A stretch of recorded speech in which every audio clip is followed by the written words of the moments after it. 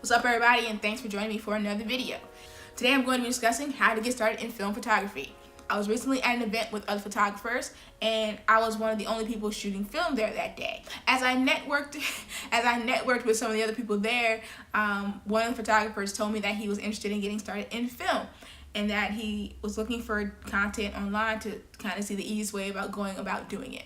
I am a big proponent of doing things as cheaply as possible, especially when you're trying them out for the first time, because you just don't know if it's going to be your thing, and I don't encourage anyone to drop hundreds of dollars on something new. So I decided to do a small series on how to get started in film photography for cheap. So let's get into it. I strongly recommend starting with a 35mm camera. One, it's hella cheap. Like, I'm talking, I bought this camera from a thrift store, $8, kind of cheap. For $8, I got this SLR Ricoh, Ricoh KR-5 Super 2 for $8 at a thrift store. And it works.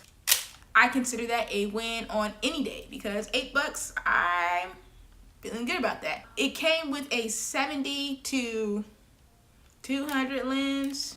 No. It was a 70 to something kind of lens, basically, and I wanted to get a 50, so I got on eBay and I got this lens for like 20 bucks, like $25. I got this lens to go with it. So for $32, I got a whole camera setup, and I'm okay with that. I highly advise people to go to a thrift store to buy their first 35mm cameras. If you live in a small town and you don't have thrift stores, or you don't have access to SLR cameras or 35mm cameras, I suggest going to yard sales and garage sales. I have bought a number of Canon AE1 programs from garage sales. I have also bought cameras on eBay as well. On eBay, I feel like you're going to pay more money to get an SLR camera, so if you're okay with that, then do your thing. At this point, I only go on eBay when I'm looking for a specific camera that is not going to cost me $8, you know, because if I need an $8 camera, I can just stumble into a thrift store.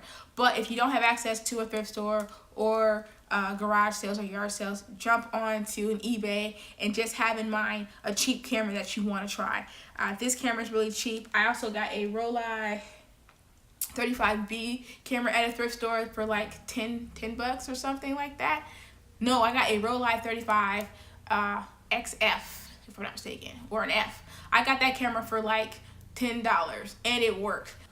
Working leads me into my next point. When you're shopping for a camera, I recommend you do it in person because you want to make sure it actually is functioning. What you want to look for. So you want to make sure that when you wind it, it fires. You want to go through and check all of the shutter speeds. It should sound like it's at 1/60th. So 1/60th should sound slower than 1 at 1,000. So it should just have a different sound to it. You want to make sure that you can hear it. So 1/30th. Yeah. So that's one of the things I always check for. Then you want to open it up. Open it up. Check the inside of it, check the back, make sure it's clean. Make sure you don't have like a bunch of gross corrosion or green stuff or gunk inside here. Make sure that when you wind it and push the, let me go to a slow one. Push the button, when it opens up,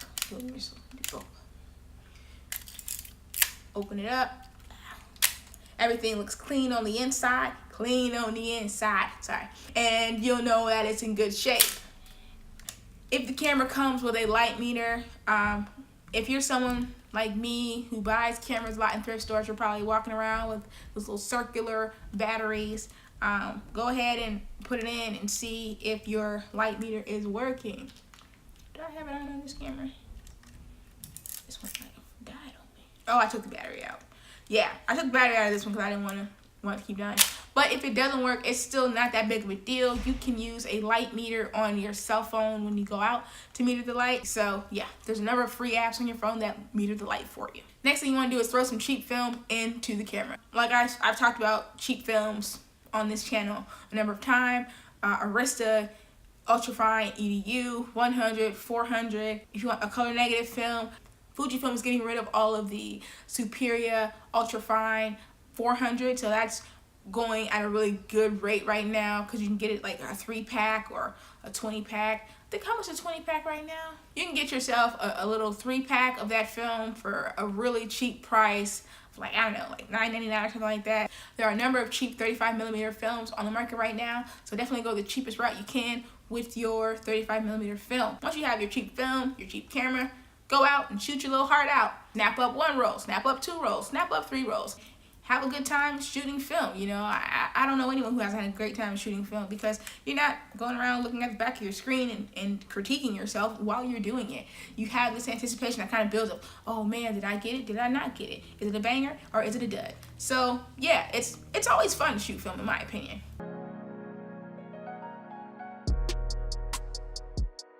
Please comment below if you have any questions about what I've shared or suggested. Make sure you like this video if you've made it this far and you found it helpful. And make sure you go ahead and subscribe, as I'll be putting out a part 2 to this video where I actually go out with this camera and take some photos, because I feel a lot of people have this idea that you can't get good photos on a cheap camera. And that's just not true. All right, I'll see you in the next one. Peace.